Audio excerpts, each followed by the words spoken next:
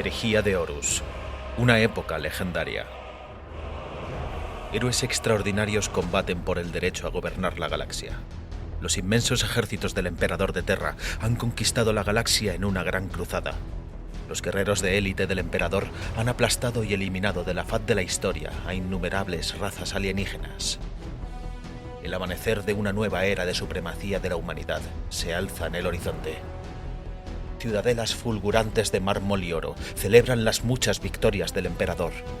Arcos triunfales se erigen en 1.000.000 de mundos para dejar constancia de las hazañas épicas de sus guerreros más poderosos y letales.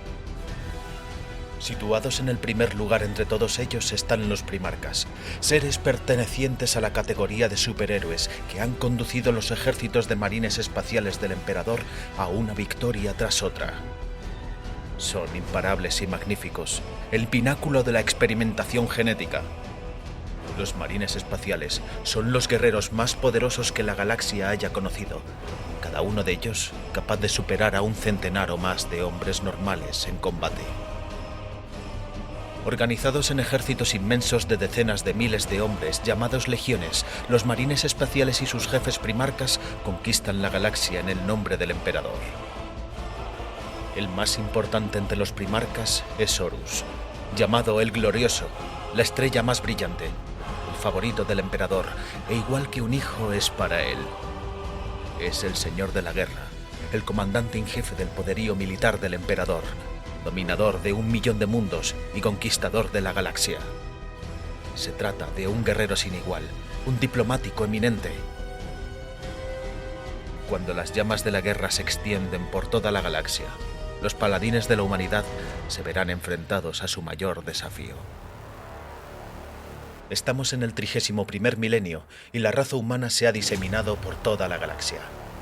Cuando Horus, señor de la guerra, se rebeló contra el Emperador, la subsiguiente guerra civil estuvo a punto de destrozar el imperio. La guerra desgarró los mundos, enfrentando a los astartes contra sus hermanos de batalla, en una lucha donde la muerte fue la única en salir victoriosa. Cuentos de la herejía recoge relatos de heroísmo y tragedia que tuvieron lugar durante esta época turbulenta. Pantarrey Audioficción presenta La Última Iglesia, un relato de Graham McNeill.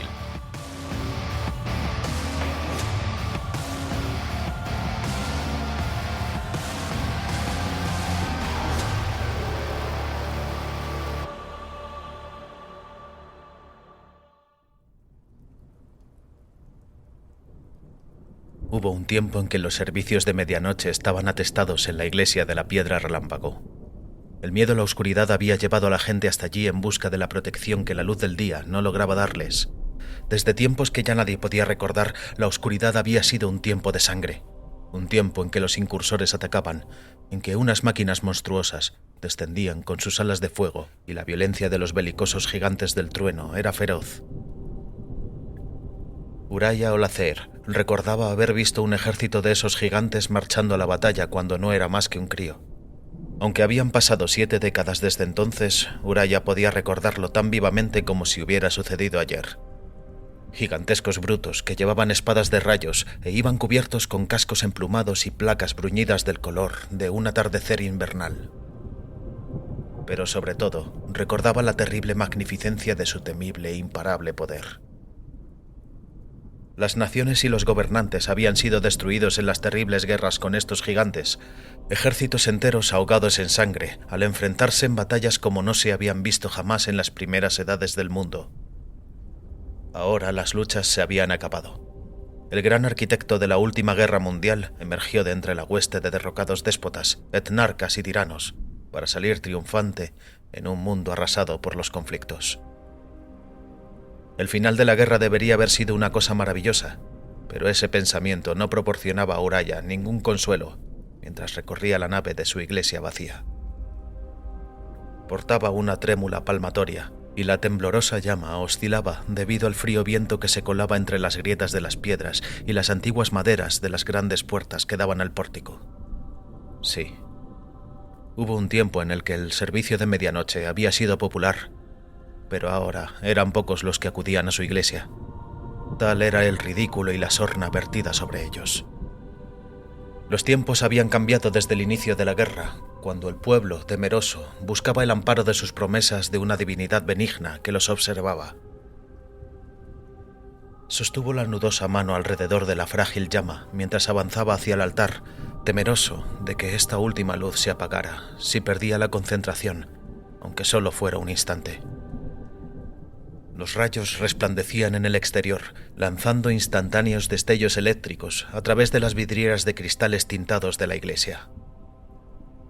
Uraya se preguntó si alguno de los fieles que le quedaban se arriesgaría a salir con esa tormenta para orar y cantar con él.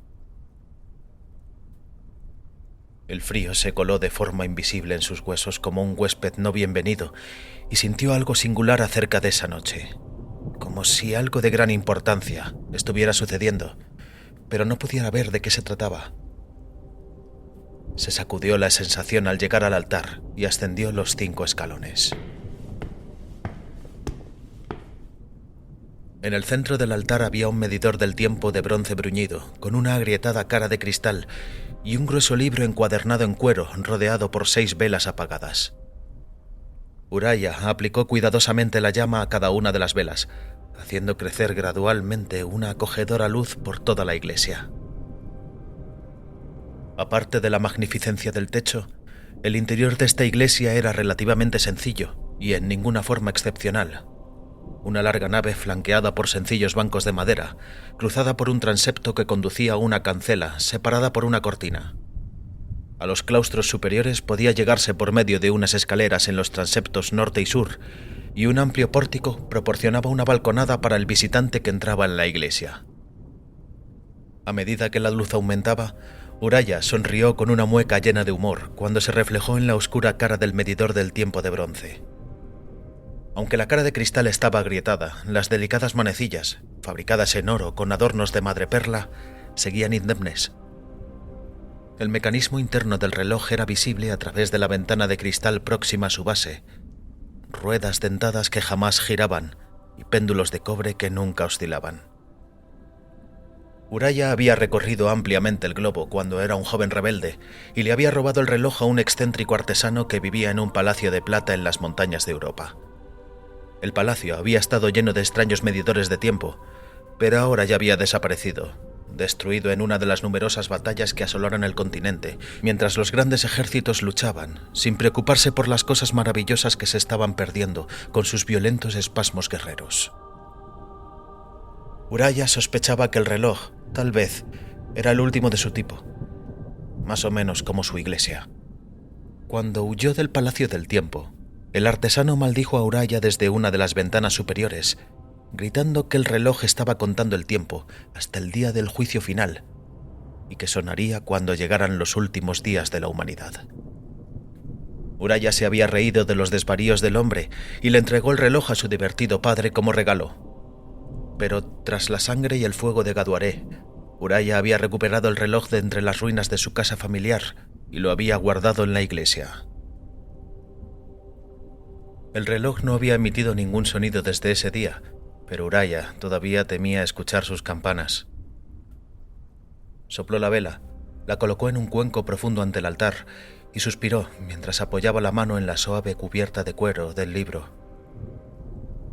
Como siempre, la presencia del libro lo reconfortaba, y Uraya se preguntó qué retenía a los pocos fieles que quedaban en el pueblo para que no vinieran.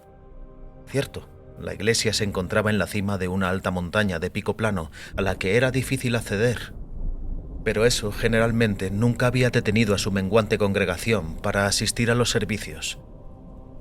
En épocas remotas la montaña había sido el pico más alto de una isla, azotada por las tormentas y envuelta en niebla, que se comunicaba con el continente por un elegante puente de plata. Aunque las antiguas y apocalípticas guerras habían hecho desaparecer la mayoría de los océanos, y la isla ya no era más que un simple promontorio rocoso surgiendo de una tierra que se decía había gobernado el mundo. La verdad es que el gran aislamiento de la iglesia era probablemente lo único que le había permitido capear el temporal del llamado raciocinio que había barrido el globo tras la victoria de su nuevo señor. Uraya se frotó la calva con la mano, notando la seca y pigmentada textura de su piel y la larga cicatriz que iba desde su oreja hasta la nuca. Se volvió hacia las puertas de su iglesia al oír unos ruidos en el exterior, el crujido de pisadas y el sonido de unas voces. «Ya era hora», dijo, volviendo a mirar el reloj y sus inmóviles manecillas. Faltaban 2 minutos para medianoche. Las grandes puertas del pórtico se abrieron de par en par, y un gélido viento se coló rápidamente en el interior, recorriendo las filas vacías de bancos y agitando los polvorientos estandartes de seda y vellón que colgaban de los claustros superiores.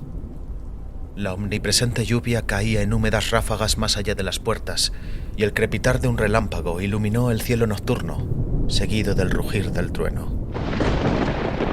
Uraya se ajustó y arrebujó la casulla de seda alrededor del cuerpo para mantener el frío alejado de sus artríticos huesos.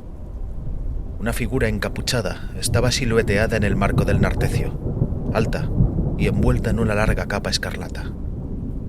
Uraya pudo ver el brillo anaranjado de las antorchas que llevaba una hueste de figuras sombrías que permanecían detrás de la primera, en medio de la lluvia.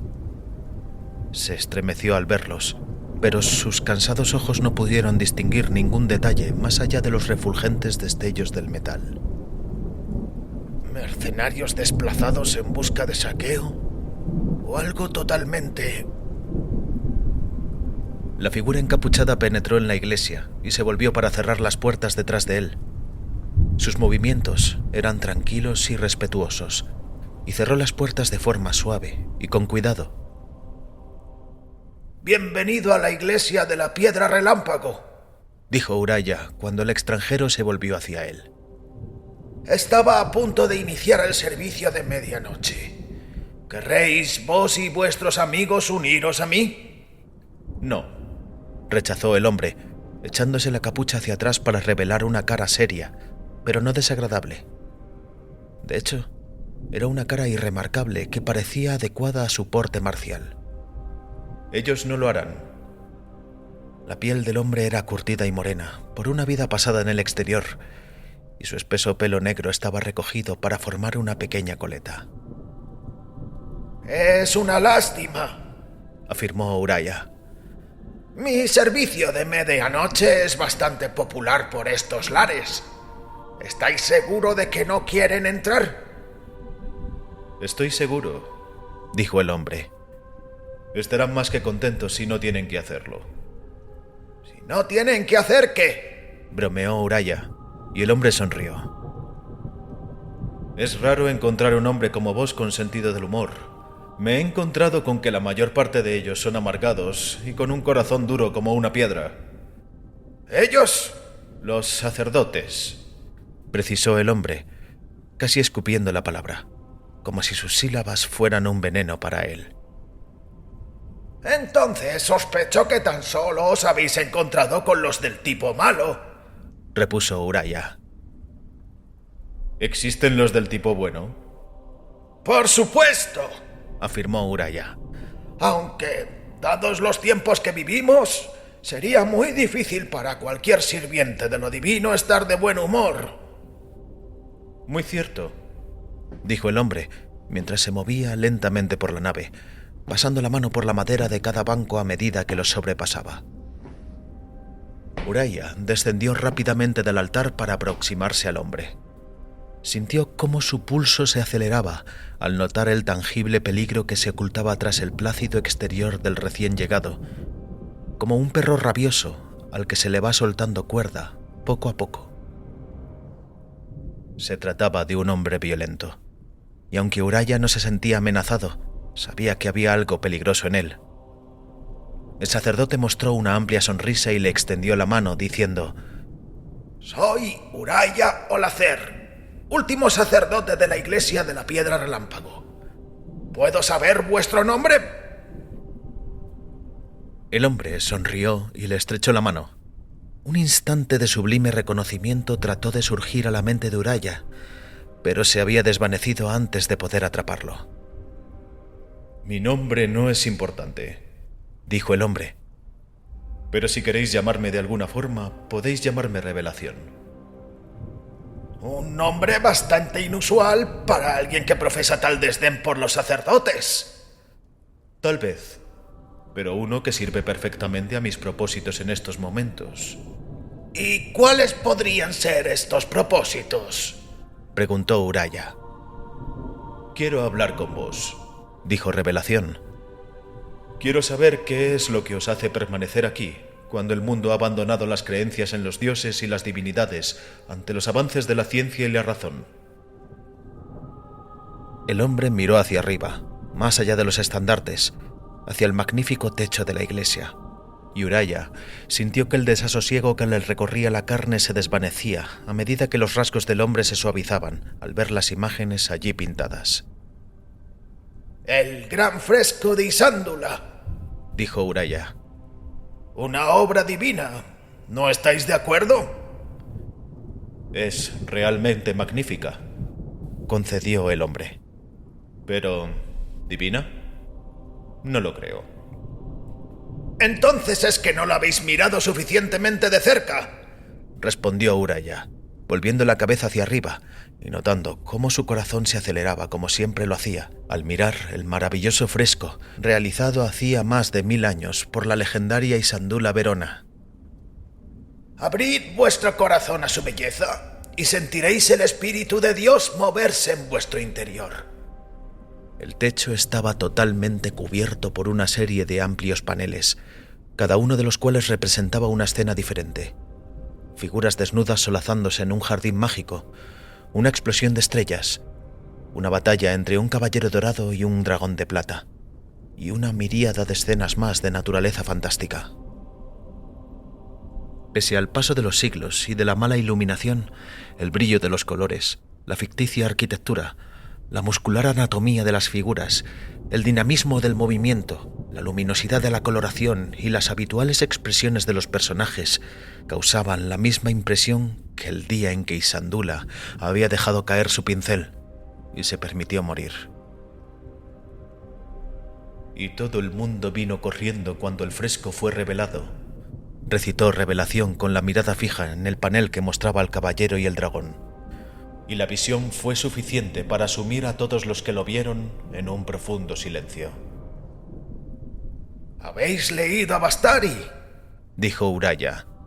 Lo he hecho, asintió Revelación, apartando a regañadientes la mirada del techo. Sus obras son muy dadas a la hipérbole, pero en este caso, como mucho, subestimó el impacto. ¿Sois un estudioso del arte?, inquirió Uraya. He estudiado muchas cosas en mi vida, respondió Revelación. El arte es solo una de ellas. Uraya señaló la imagen central del fresco, la de un maravilloso ser de luz rodeado por un halo de maquinaria dorada. Entonces no podéis discutirme que esta es una obra inspirada por un gran poder. Pues claro que puedo, replicó Revelación. Es un trabajo sublime, exista o no exista un poder superior, pero no prueba la existencia de nada. Ningún dios ha creado jamás una obra de arte. En una era anterior, algunos habrían considerado eso un sentimiento blasfemo. La blasfemia es un crimen sin víctimas, replicó Revelación con una mueca. A su pesar, Uraya se rió. Tuche, pero sin duda solo un artista movido por lo divino podría crear una belleza así. Disiento, insistió Revelación. Decidme, Uraya, ¿habéis visto las gigantescas esculturas en los acantilados del Cañón Mariana? No, admitió Uraya. Aunque he oído decir que son increíblemente bellas. Lo son realmente. Representaciones de 1000 metros de altura de sus reyes, esculpidos en piedras que ningún arma puede mellar o cortar. Son, como mínimo, tan increíbles como este fresco, de alguna forma labrados en un acantilado que no ha visto el sol en 10.000 años, y aún así, unas gentes sin dioses los esculpieron en eras olvidadas. El verdadero arte no requiere de ninguna explicación divina. Es simplemente arte. Vos tenéis vuestra opinión, replicó educadamente Uraya. Y yo tengo la mía. Isandula fue un genio y una magnífica artista. Eso está fuera de cuestión, prosiguió Revelación. Pero ella también tenía que vivir, e incluso los artistas más maravillosos deben aceptar cualquier encargo que se les haga. No tengo ninguna duda de que por esta obra fue magníficamente recompensada, pues las iglesias de aquellos tiempos eran organizaciones insultantemente ricas. Pero si se le hubiera encargado pintar el techo de un recinto secular, ¿no habría realizado una obra igualmente maravillosa? Es posible, pero eso nunca podremos saberlo. No podremos, admitió Revelación, pasando junto a Oraya para dirigirse hacia el altar. Y estoy tentado de creer que hay un elemento de celos siempre que la gente invoca lo divino para explicar este tipo de creaciones maravillosas. ¿Celos? Absolutamente, remarcó Revelación. No pueden creer que otro ser humano pueda producir unas obras de arte tan sublimes cuando ellos no pueden. Por tanto, alguna divinidad tocó el cerebro del artista y le inspiró. Esa es una visión realmente cínica de la humanidad, manifestó Uraya. Algunos elementos de ella, sí, reconoció Revelación. Uraya se encogió de hombros. Esta ha sido una conversación muy interesante, pero debéis excusarme, amigo Revelación. He de prepararme para mi congregación. Nadie va a venir, dijo Revelación. Solo estamos vos y yo. Uraya suspiró. ¿Por qué estáis aquí realmente? Esta es la última iglesia en Terra, dijo Revelación. Los lugares como este pronto formarán parte de la historia, y quiero un recuerdo de él antes de que desaparezca. Sabía que esta iba a ser una noche muy inusual, dijo Uraya. Uraya y Revelación se dirigieron a la sacristía y se sentaron en extremos opuestos de un gran escritorio de caoba, tallado con serpientes entrelazadas. La silla crujió bajo el peso de su huésped, mientras Uraya buscaba dentro del escritorio y sacaba una larga botella de polvoriento cristal azul y un par de vasos de peltre. Vertió el oscuro vino tinto para ambos y se reclinó en la silla. ¡A vuestra salud!, dijo Uraya, levantando el vaso. «A la vuestra», respondió Revelación. El huésped de Uraya sorbió el vino y asintió con la cabeza en un gesto de aprobación. «Es un vino magnífico. Es muy viejo». «Tenéis un buen paladar para el vino, Revelación», dijo Uraya. «Mi padre me lo regaló en mi 15º cumpleaños y dijo que era para que me lo bebiera en mi noche de bodas». ¿Y nunca os habéis casado? Nunca encontré a nadie dispuesto a unirse a mí. En aquellos tiempos era un redomado truán. Un redomado truán que se convirtió en sacerdote, apuntó Revelación. Eso casi suena a historia. Lo es, asintió Uraya. Pero algunas heridas circulan a mucha profundidad, y no es bueno reabrirlas. Estoy de acuerdo, admitió Revelación, tomando otro sorbo de vino. Uraya observó a su visitante por encima del borde de su vaso. Ahora que Revelación se había sentado, se había quitado la capa escarlata y la había colgado en el respaldo de su silla, reparó en que su huésped vestía ropa sencilla, idéntica a las que llevaban casi todos los habitantes de Terra, con la excepción de que las suyas estaban inmaculadamente limpias. Llevaba un anillo de plata en el dedo índice, en el que podía verse un sello de algún tipo, aunque Uraya no consiguió distinguir el símbolo labrado en él. Decidme, Revelación, ¿qué queríais decir con que este lugar pronto habrá desaparecido? Exactamente lo que he dicho, se reafirmó Revelación. Incluso perdido aquí arriba, sin duda habréis oído hablar del emperador y de su cruzada para aplastar todas las formas de religión y creencias en lo sobrenatural. Pronto sus fuerzas vendrán hasta aquí y derribarán este lugar. Lo sé, dijo Uraya tristemente. Pero eso no representa ninguna diferencia para mí. Creo en lo que creo, y por mucho que se empeñe un déspota guerrero, estas creencias no se verán alteradas. Este es un punto de vista muy obstinado, opinó Revelación. Es fe, señaló Uraya.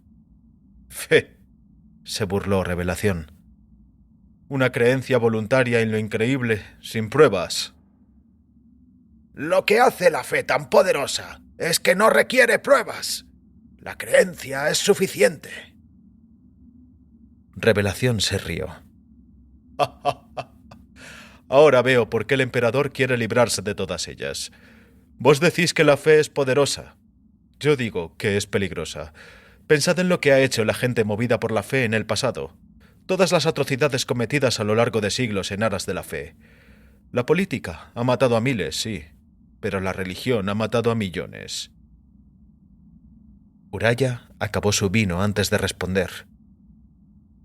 ¿Habéis venido simplemente a provocarme?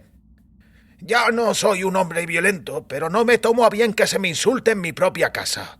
Si esto es por lo único que habéis venido, os ruego que os marchéis inmediatamente. Revelación colocó su vaso sobre la mesa y juntó las manos. Tenéis razón, por supuesto. He sido descortés y me disculpo por ello. He venido aquí a aprender de este lugar, no a enemistarme con su guardián. Uraya sonrió con un gesto elegante. Acepto vuestras disculpas, Revelación. ¿Deseáis ver la iglesia? Lo deseo. Entonces, acompañadme, dijo Uraya, levantándose trabajosamente de detrás del escritorio. Y os mostraré la piedra relámpago.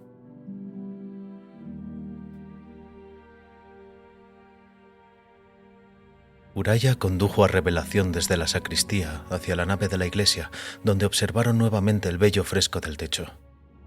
Los fragmentos de luz de las antorchas danzaban detrás de los cristales tintados de las ventanas, y Uraya supo que un considerable grupo de hombres esperaba al otro lado de los muros de su iglesia. ¿Quién era ese tal Revelación? ¿Y por qué estaba tan interesado en su iglesia? ¿Sería uno de los señores de la guerra del emperador, que había acudido a ese lugar para ganarse el favor de su amo al demoler la última iglesia que quedaba en Terra? Quizá tan solo se trataba de un caudillo mercenario que esperaba conseguir la gratitud del nuevo señor de Terra si destruía los iconos de una fe que había perdurado desde los primeros tiempos de la búsqueda de la civilización por parte de la humanidad. Fuera como fuese, Uraya necesitaba saber más sobre aquel individuo. Tenía que lograr que siguiera hablando para conocer sus motivos. Por aquí, le dijo Uraya mientras se dirigía arrastrando los pies hacia el santuario. Se trataba de una zona situada detrás del altar que estaba separada del resto de la iglesia por un tapiz de un color verde esmeralda del tamaño de un telón de teatro. Tiró de un cordón de seda y el tapiz se deslizó hacia un lado, lo que dejó a la vista una cámara abovedada de piedra pálida, en cuyo centro se alzaba un megalito, colocado en mitad de un pozo circular. La piedra estaba tallada como si fuera pedernal y poseía una curiosa textura metálica y vítrea al mismo tiempo en la superficie. Medía unos 6 metros de alto y tenía forma aguzada en la parte superior, por lo que se asemejaba a una enorme punta de lanza. La piedra salía directamente de la tierra y unas losas rodeaban la base, donde se veían parches de hierba áspera de color rojizo. ¡La piedra relámpago!, anunció Uraya, con voz llena de orgullo, mientras descendía por una escalera construida en las propias paredes cubiertas de azulejos del pozo. Colocó una mano sobre la piedra y sonrió al sentir su tibieza húmeda. Revelación siguió a Uraya hasta la parte inferior del pozo. Recorrió con la mirada la piedra al mismo tiempo que daba vueltas alrededor de ella con gesto apreciativo. Él también alargó una mano para tocarla. Así pues, ¿se trata de una piedra sagrada? Así es. ¿Por qué? ¿Qué queréis decir? ¿Por qué qué? Pregunto que por qué es sagrada. ¿Fue vuestro Dios quien la colocó personalmente en este lugar? ¿Uno de vuestros santos sufrió el martirio aquí? ¿O quizá una chica joven tuvo una revelación mientras rezaba a los pies de la piedra? Nada de eso, le replicó Uraya, esforzándose por no mostrar la irritación que sentía. Hace miles de años, un santo local que era sordo y ciego paseaba por las colinas de la zona cuando le sorprendió una tormenta repentina procedente del océano occidental. Intentó llegar lo antes posible a una aldea, pero estaba demasiado lejos y la tormenta estalló antes de que hubiera podido llegar a un lugar seguro. El santo se refugió debajo de la piedra y en lo peor de la tormenta recibió el impacto de un rayo. Se irguió y observó que la piedra estaba envuelta por un fuego azul en el que vio el rostro del Creador y oyó su voz.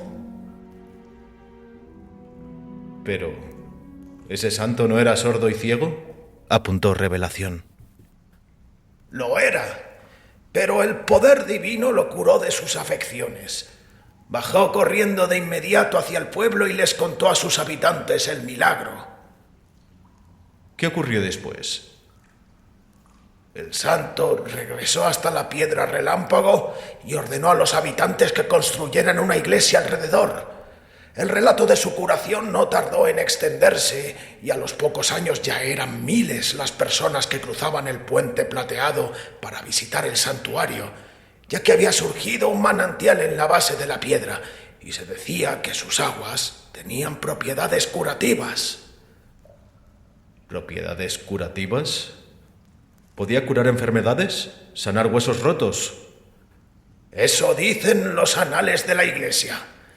Esa cámara de baño se construyó alrededor de la piedra y gentes de todas partes acudieron a sumergirse en sus aguas mientras fluyó el manantial sagrado.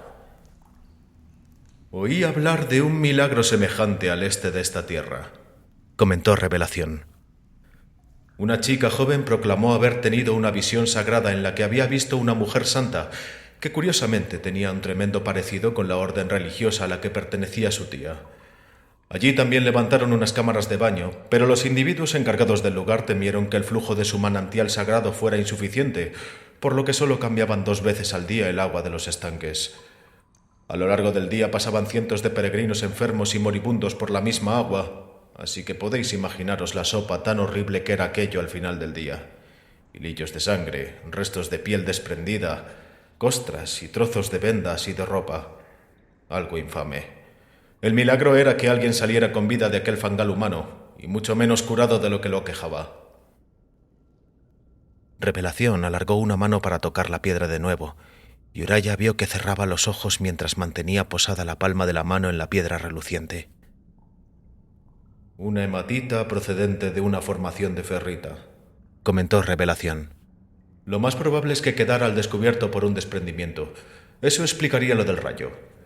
He oído hablar de rayos que curaban a la gente de la ceguera o de la sordera, pero se daba sobre todo en aquellos cuya enfermedad era resultado de un trauma psicosomático provocado por una enfermedad anterior, más que por un problema realmente físico. ¿Estáis intentando desprestigiar el milagro sobre el que se fundó esta iglesia?, le replicó Uraya. Debéis tener un lado malvado si lo que buscáis es destruir la fe de otra persona. Revelación rodeó de nuevo la piedra relámpago e hizo un gesto negativo con la cabeza. No soy malvado. Tan solo intentaba explicaros que algo así podría haber ocurrido sin la intervención de un poder divino. Revelación se llevó una mano a un lado de la cabeza y se dio unos cuantos golpecitos con el índice. Creéis que el modo en que percibís el mundo que os rodea es el verdadero, pero no se puede percibir el mundo exterior directamente. Ninguno de nosotros puede. En vez de eso, tan solo conocemos nuestras ideas o interpretaciones de los objetos que contiene el mundo. El cerebro humano es un órgano producto de una evolución maravillosa y es especialmente bueno a la hora de recrear imágenes de rostros y de voces a partir de una información muy limitada. ¿Qué tiene que ver eso con la piedra relámpago? Imaginémonos a ese santo que estaba cubierto de la tormenta bajo esta gran piedra justo cuando un rayo impactó contra ella. El fuego y el estruendo, el chorro de energía elemental que le recorrió el cuerpo. No es posible que un hombre que de por sí ya era religioso, en unas circunstancias tan desesperadas, oyera sonidos y tuviera visiones de naturaleza divina. Después de todo, los humanos lo hacemos constantemente. Cuando uno se despierta atemorizado en mitad de la noche, ¿esa sombra en la esquina es parte de la oscuridad o se trata de un ladrón? ¿Ese chasquido de la madera es la pisada de un asesino o es la casa que cruje en la noche fría? Así que decís que el santo se lo imaginó todo. Algo así, admitió Revelación. No quiero decir que lo hiciera de un modo consciente o deliberado, pero dados los orígenes y las evoluciones de las religiones en la humanidad, me parece una explicación mucho más probable y convincente. ¿No estáis de acuerdo? No. No lo estoy. ¿No? Uraya Olacer, me parecéis un hombre inteligente. ¿Por qué no admitís que existe la posibilidad de que esa sea la explicación? Porque yo también he tenido una visión de mi Dios y he oído su voz. Nada se puede comparar con conocer por experiencia personal la existencia de lo divino. Ah, una experiencia personal. Una experiencia absolutamente convincente para vos y que no puede probarse o refutarse. Decidme, ¿dónde tuvisteis esa visión?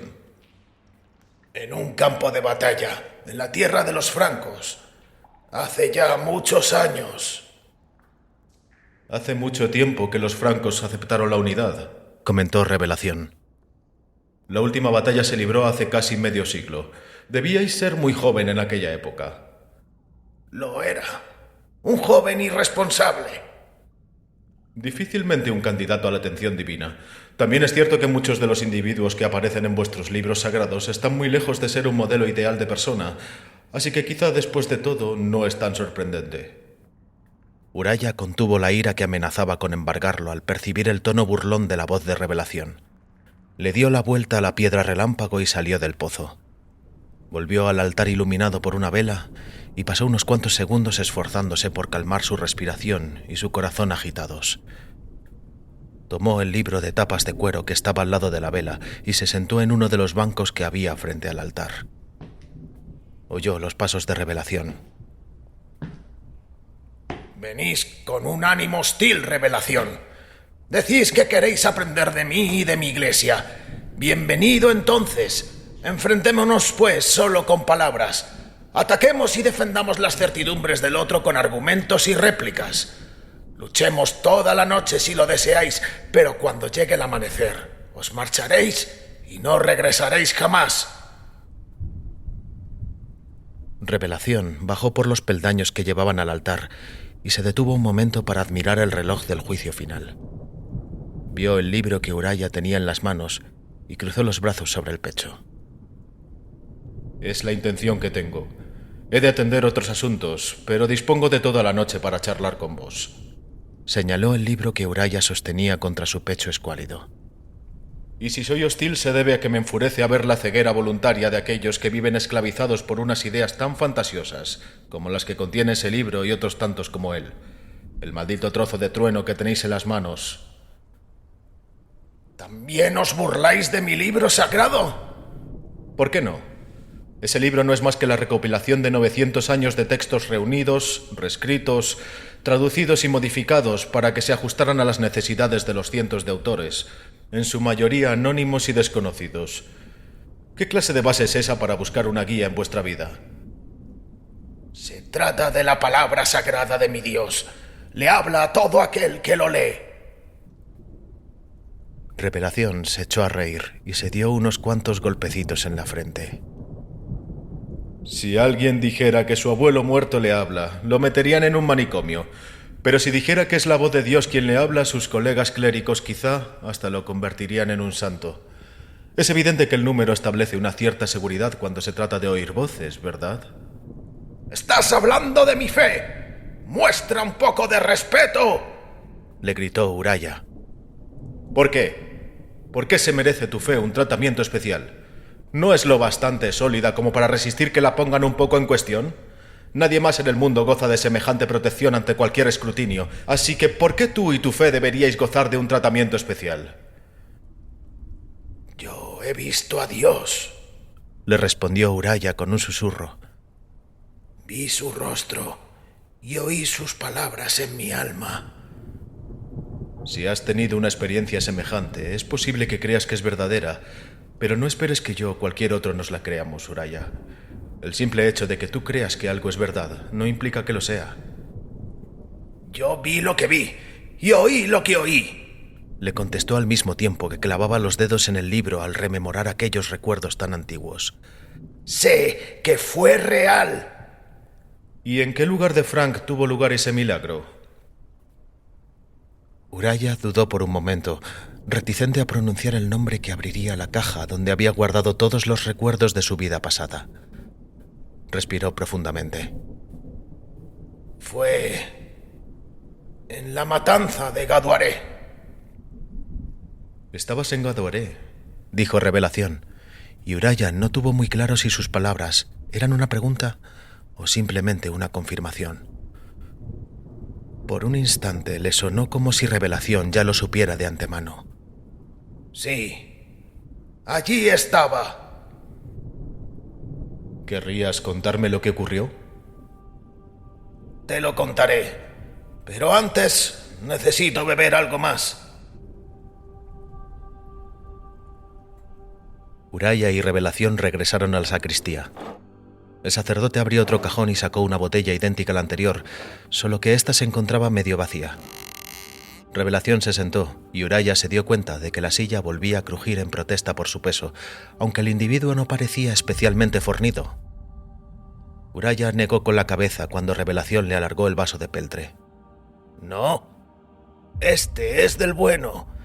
No se bebe en un simple vaso. Hace falta una copa. Abrió un armario de nogal que había detrás de su mesa y sacó 2 copitas de cristal tallado. Las dejó sobre el escritorio, en mitad de todas las pilas de papeles y de pergaminos. Descorchó la botella y un maravilloso olor llenó la estancia. Estaba cargado de recuerdos de pastos altos, arroyos frescos y bosques sombríos. El agua de la vida, comentó Uraya, al mismo tiempo que servía las 2 copas con generosidad antes de sentarse frente a Revelación. El líquido era espeso, de color ámbar. El cristal de las copas reflejaba los brillos dorados y amarillentos del interior. «Por fin», exclamó Revelación mientras levantaba la copa para beber. «Algo espirituoso en lo que puedo creer».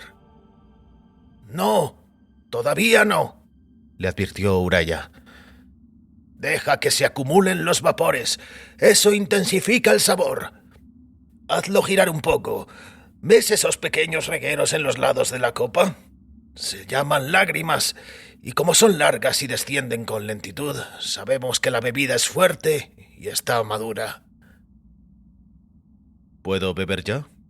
Paciencia. Huele con cuidado. ¿Ves? Tienes que sentir cómo el aroma sale y te estimula los sentidos. Déjate llevar por el momento. Deja que los olores despierten el recuerdo de su origen. Uraya cerró los ojos mientras hacía girar el líquido dorado dentro de la copa y debajo de la nariz para permitir que la fragancia de un tiempo ya perdido lo envolviera. Captó el aroma de la suave riqueza del alcohol y sus recuerdos se vieron inundados de sensaciones que jamás había experimentado.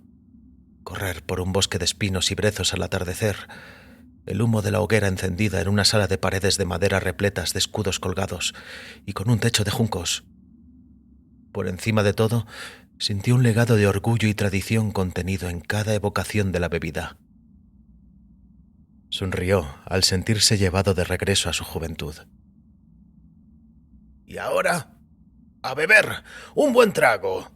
Que la bebida pase por la lengua, por las mejillas y por el paladar durante unos segundos antes de dejar que baje por la garganta. Uraya tomó un sorbo de la copa y disfrutó de la suavidad sedosa de su calidez. La bebida era fuerte y sabía a roble tostado y a miel. Vaya, es un sabor que no había probado desde hacía mucho tiempo, comentó Revelación. Uraya abrió los ojos y vio una sonrisa de satisfacción en el rostro de su visitante. Creí que ya no quedaba nada parecido. La cara de Revelación mostraba una expresión más relajada, y Uraya se dio cuenta de que sus mejillas se habían enrojecido un poco.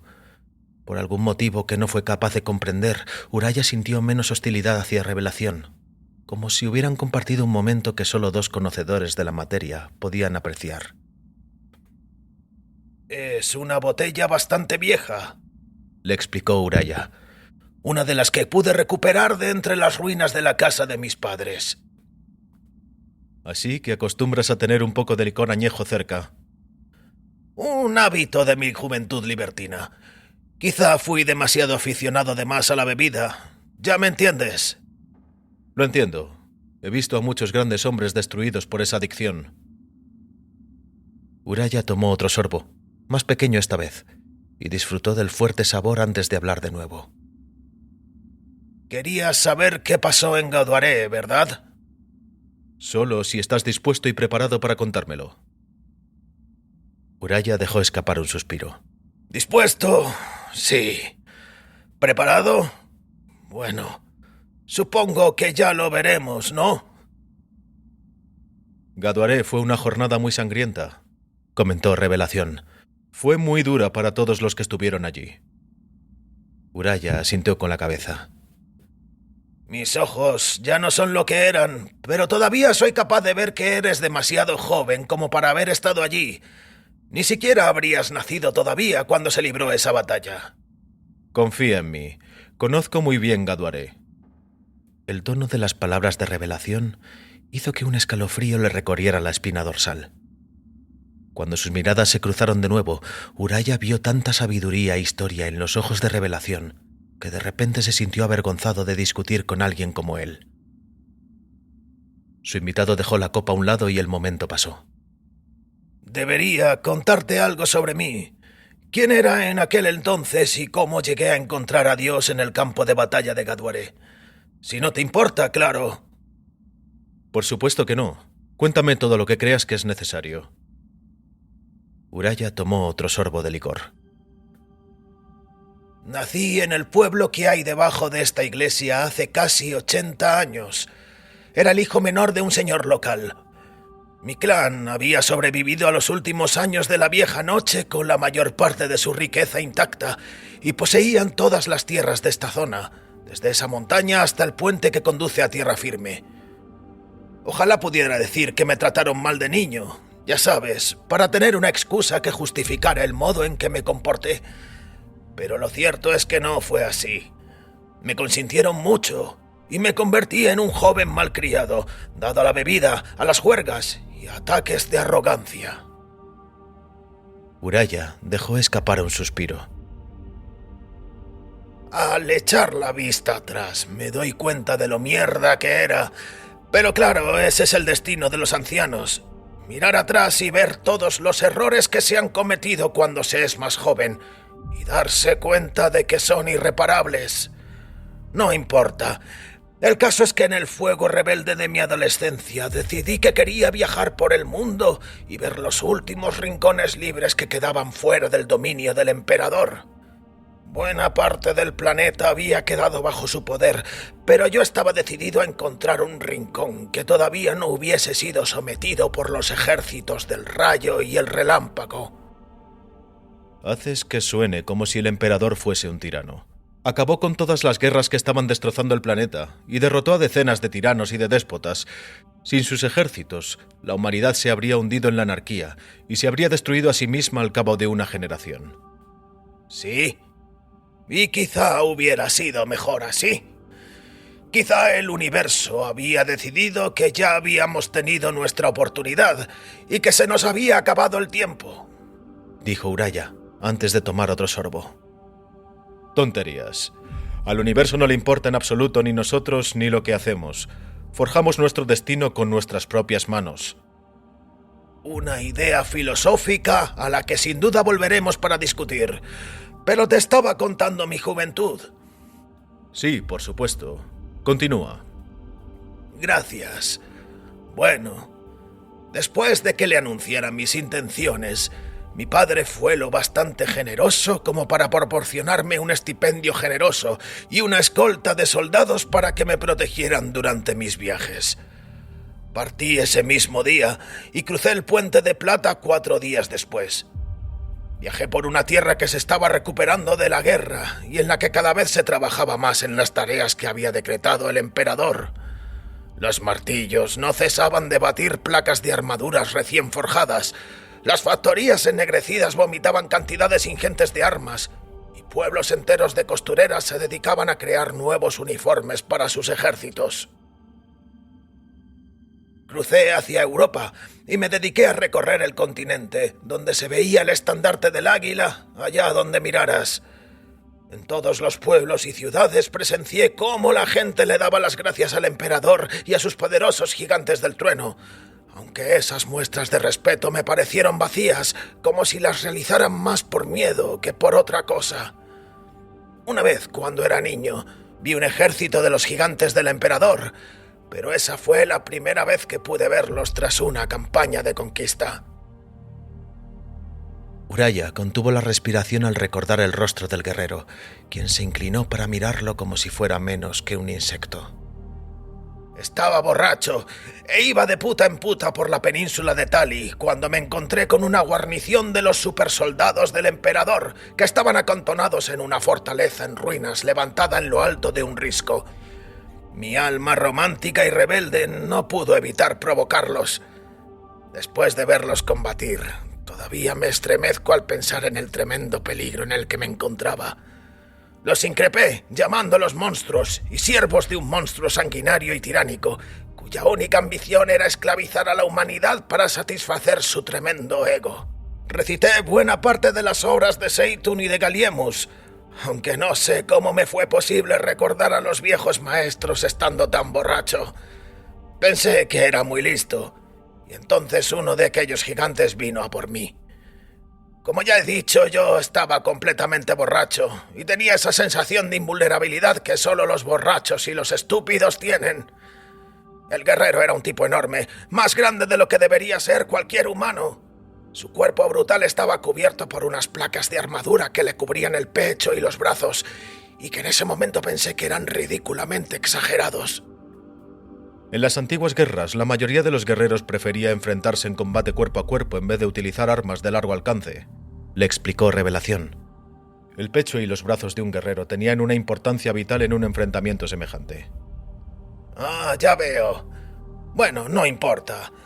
Se me echó encima, me agarró y me levantó. Al hacerlo me tiró la bebida y eso me molestó mucho. Me puse a pegarle patadas y puñetazos a su armadura hasta que se me ensangrentaron las manos. Él se limitó a reírse de mí. Le grité que me soltara y eso fue justamente lo que hizo. Me dijo que cerrara el pico antes de lanzarme al mar desde un risco. Para cuando logré trepar de regreso al pueblo ya se habían marchado y yo me quedé con el odio más fuerte que jamás había sentido. Una estupidez, la verdad, porque lo cierto era que había estado pidiendo a gritos que me pasara eso, y tan solo fue cuestión de tiempo antes de que alguien lo hiciera. ¿A dónde fuiste después de Tali? Aquí y allá. He olvidado mucho de lo que me pasó en esos años.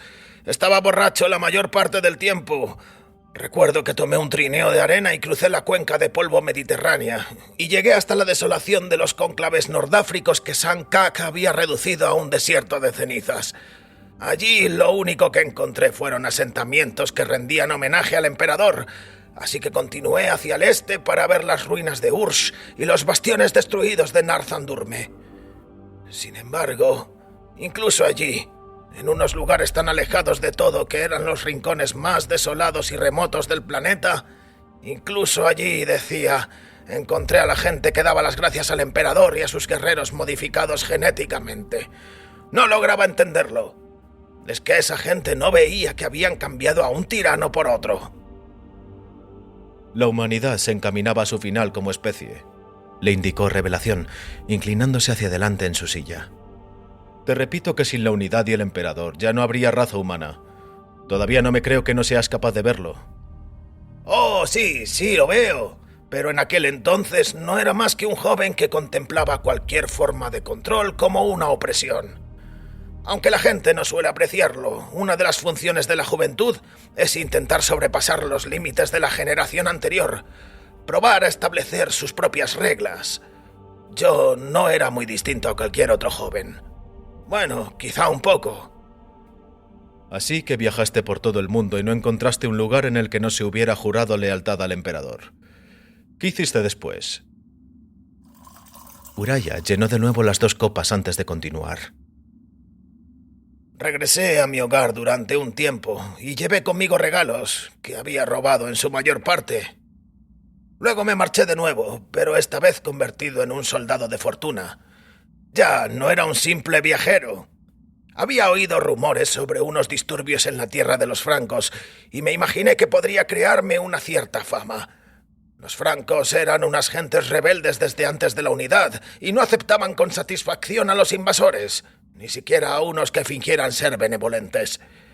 Cuando llegué al continente oí hablar de Jabulek d'Agros y de la batalla de Abel-Roy, así que me dirigí directamente hacia esa ciudad. Abel-Roy, musitó Revelación al mismo tiempo que negaba con la cabeza. Una ciudad envenenada por la amargura de un demente, cuyo escaso talento no cumplió con las expectativas de su ambición. Eso lo sé ahora, pero lo que oí en aquel entonces fue que a Jabulek lo habían acusado de la muerte brutal que había sufrido la mujer que el emperador había designado como gobernadora. No era culpable, pero lo iban a fusilar cuando sus hermanos y amigos atacaron a las unidades del ejército encargadas de su ejecución. Acabaron con todos los soldados, pero algunos de los habitantes de la ciudad murieron en el combate, incluido el hijo del arbites local, por lo que la gente se enfureció bastante. A pesar de todos sus defectos, y eran muchos, Jabulek era un orador excelente y no tuvo dificultad en hacer crecer la ira que los ciudadanos sentían contra el emperador. Una hora después, una milicia recién formada asaltó los barracones del ejército y mató a todos los soldados que había allí. Por supuesto, sabrás que Jabulek sí mató a esa mujer, ¿verdad? Uraya asintió con gesto triste. Sí. Después me enteré de eso, pero ya era demasiado tarde para hacer nada al respecto. ¿Qué ocurrió después? Para cuando llegué a Abel-Roy, lleno de ira e impaciente por la batalla que se iba a celebrar, Jabulek ya había traído a su causa a unos cuantos pueblos y ciudades cercanas y disponía de un ejército de un tamaño bastante considerable. Uraya sonrió al recordar con claridad los detalles de su llegada a Abel-Roy. Fue un espectáculo magnífico, Revelación. Habían arrancado todos los emblemas del emperador y la ciudad parecía sacada de un sueño. En todas las ventanas colgaban guirnaldas y las bandas tocaban por las calles todos los días mientras Jabulek hacía desfilar a la tropa arriba y abajo. Por supuesto, en realidad tendríamos que haber estado entrenando, pero teníamos el ánimo inflamado por el valor y el sentimiento de que era una causa justa. Cada vez más poblaciones de los alrededores se sublevaban y atacaban a las guarniciones del ejército, y a los pocos meses ya eran 40.000 los hombres dispuestos a luchar. Era todo lo que había soñado. Era una rebelión gloriosa, valiente y heroica, acorde con las grandes tradiciones de los luchadores por la libertad de antaño. Seríamos la chispa que prendería, el acontecimiento histórico que provocaría la caída de aquel autócrata planetario que derribaría a ese autonombrado gobernante del mundo. Poco después oímos que un ejército del rayo y el relámpago se acercaba procedente del este, así que partimos formando una gran procesión para enfrentarnos en combate contra ellos. El día que salimos de Abel-Roy con Jabulek al frente fue gozoso. Jamás lo olvidaré. Las risas, los besos que nos daban las chicas y el espíritu de hermandad compartida que nos embargó mientras nos dirigíamos a la batalla. Tardamos una semana en llegar a Gaduaré, una línea de colinas elevadas que se encontraba directamente en el camino de nuestro enemigo. Había leído bastante sobre historia antigua como para saber que era un buen lugar donde enfrentarnos al enemigo. Ocupábamos el terreno elevado y nuestros 2 flancos estaban anclados en unas posiciones fuertes. A la izquierda teníamos las ruinas del bastión Gaduaré y a la derecha se extendía un pantano desolado por el que nada podría pasar. Fue una locura enfrentarse a los ejércitos del emperador, comentó Revelación. Debiste saber que era imposible derrotarlos. Eran guerreros creados para el combate y que pasaban la vida entera entrenándose. Uraya asintió. Creo que lo supimos en cuanto el enemigo se puso a la vista. Su rostro se ensombreció al recordarlo. Pero estábamos embargados por una increíble sensación de optimismo. Ese día nuestro ejército lo componían 50.000 efectivos y nos enfrentábamos a una fuerza que no llegaba al 10% de la nuestra. Era difícil no sentir que íbamos a lograr la victoria. Sobre todo porque Jabulek se dedicó a ir de un lado a otro exaltando nuestros ánimos. Su hermano intentó calmarlo, pero ya era demasiado tarde y nos lanzamos a la carga por las laderas de las colinas convertidos en idiotas aullantes que lanzaban gritos de guerra y enarbolaban espadas, rifles y pistolas por encima de la cabeza. Yo estaba en la sexta fila y ya habíamos recorrido 1 kilómetro cuando estuvimos cerca de las filas de los gigantes. No se habían movido ni 1 centímetro desde que iniciamos la carga, pero en cuanto estuvimos cerca, se llevaron el arma al hombro y abrieron fuego.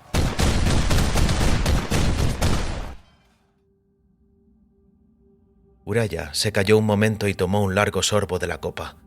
La mano le temblaba y dejó con mucho cuidado la copa sobre la mesa antes de continuar con el relato. Jamás olvidaré ese ruido. Resonó igual que una tormenta que se hubiera desatado de repente. Las primeras 5 filas cayeron prácticamente de golpe y todos sus miembros murieron sin que ni siquiera tuvieran tiempo de gritar. Los proyectiles de nuestros enemigos arrancaban las extremidades o simplemente reventaban a los hombres desde dentro como sacos llenos de líquido. Me volví para gritar algo, no recuerdo exactamente qué, y sentí un dolor lacerante en la parte posterior de la cabeza. Caí sobre los restos de un hombre al que le faltaba por completo el lado izquierdo. Era como si le hubiera estallado una granada en el interior del cuerpo. Caí de rodillas y me llevé una mano a la nuca. La tenía pegajosa, cubierta de sangre. Me di cuenta de que me habían dado. Era el rebote de un proyectil o un trozo de metralla. Si hubiera sido algo más grande, me habría arrancado la cabeza. Sentí cómo me bajaba la sangre y levanté la mirada a tiempo de ver cómo nuestros enemigos abrían fuego de nuevo. Fue entonces cuando comencé a oír gritos. Habían detenido en seco nuestra carga y los hombres y mujeres daban vueltas sin un objetivo claro, confundidos y atemorizados al darse cuenta de repente de lo que había iniciado Jabulek. Los guerreros del trueno enfundaron los rifles y se dirigieron hacia nosotros, mientras desenvainaban unas espadas con el filo serrado y unas cuchillas motorizadas. Dios, nunca olvidaré ese sonido. Era un rugido salido de alguna pesadilla. Ya nos habían derrotado. Su primera andanada nos había destrozado la moral. Vi a Jabulek muerto en mitad del campo de batalla.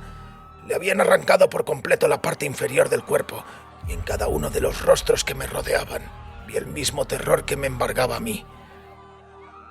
La gente empezó a suplicar por su vida arrojando las armas e intentando rendirse, pero los guerreros con armadura no se detuvieron. Se dirigieron directamente hacia nosotros y nos exterminaron, sin piedad alguna. Acabaron con nosotros con tal brutalidad y economía de esfuerzo que no pude creerme que tanta gente muriera en un espacio tan corto de tiempo.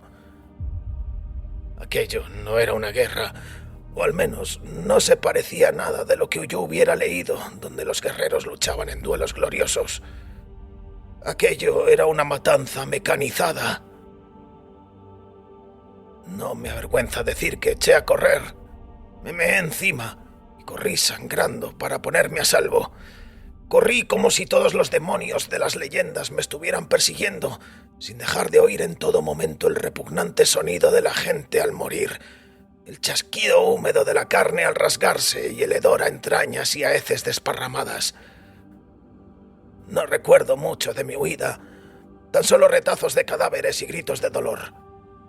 Corrí hasta que no me quedaron fuerzas para hacerlo, y entonces me arrastré sobre el barro, hasta que perdí el conocimiento. Cuando me desperté, y me quedé muy sorprendido al hacerlo, vi que ya había caído la noche.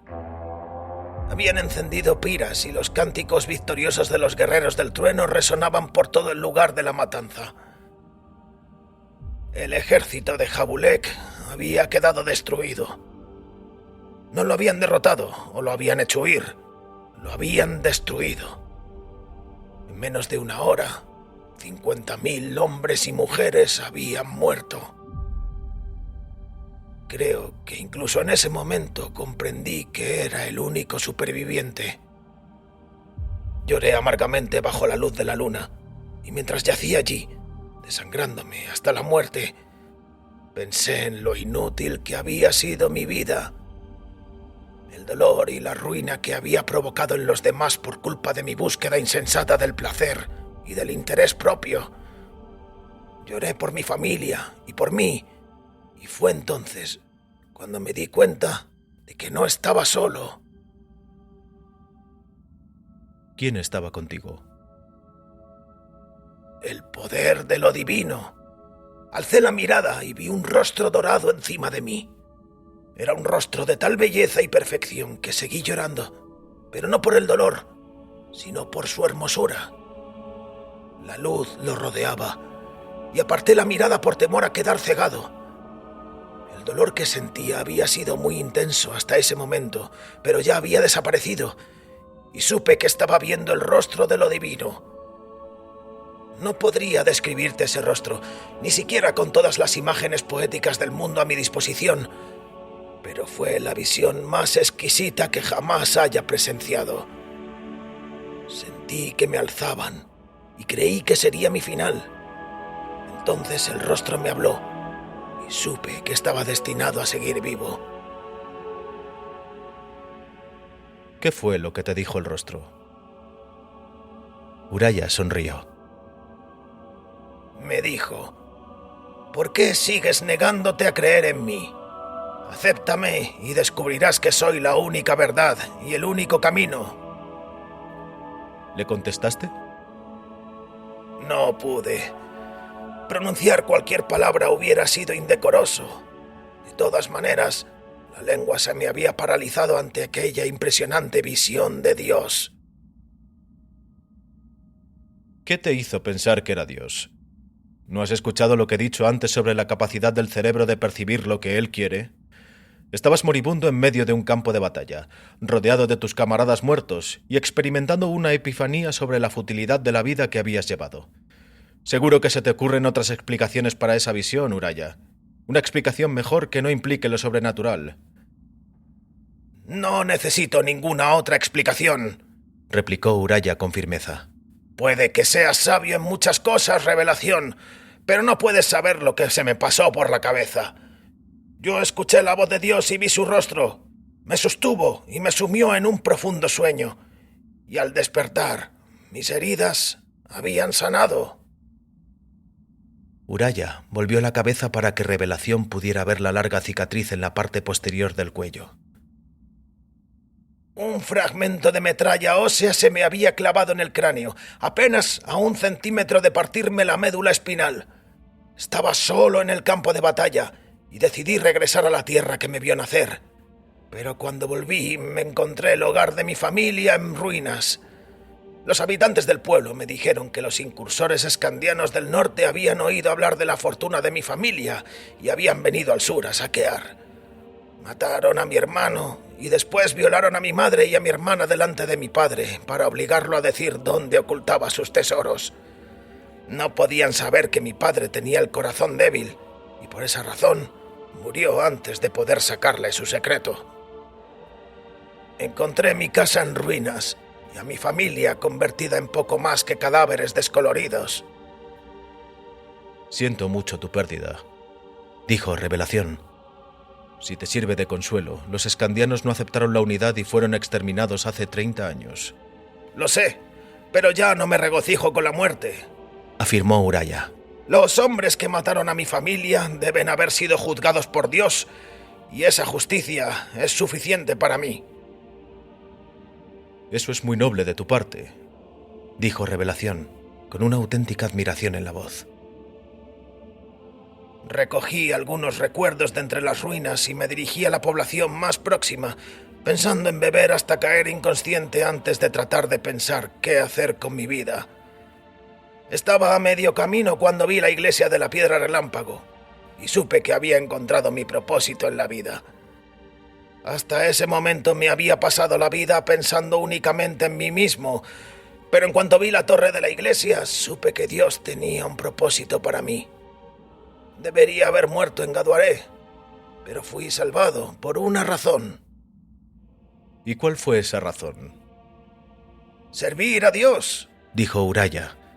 Llevar su palabra a la gente. ¿Y eso es lo que has estado haciendo aquí desde entonces? Uraya asintió. Es lo que he estado tratando de hacer, pero las proclamas del emperador atraviesan el globo con su mensaje sobre la razón y la negación de los dioses y lo sobrenatural. Supongo que esta es la razón por la que estáis hoy aquí y por la que nadie de mi congregación ha venido esta noche a la iglesia. Estás en lo cierto, asintió Revelación. De alguna forma podría decirse que he venido a tratar de convencerte del error de tus creencias, para aprender de ti y demostrarte que no hay necesidad de ningún poder divino que guíe a la humanidad. Esta es la última iglesia de Terra, y me corresponde a mí ofrecerte la oportunidad de abrazar voluntariamente el nuevo orden de las cosas. Revelación negó con la cabeza. No existe ningún no, Uraya. Ven, volvamos a la iglesia mientras hablamos. Quiero enseñarte lo que todas las creencias en dioses han hecho a la humanidad durante eras. Los derramamientos de sangre, el horror y las persecuciones. Te contaré todo eso, y verás lo dañinas que son esas creencias.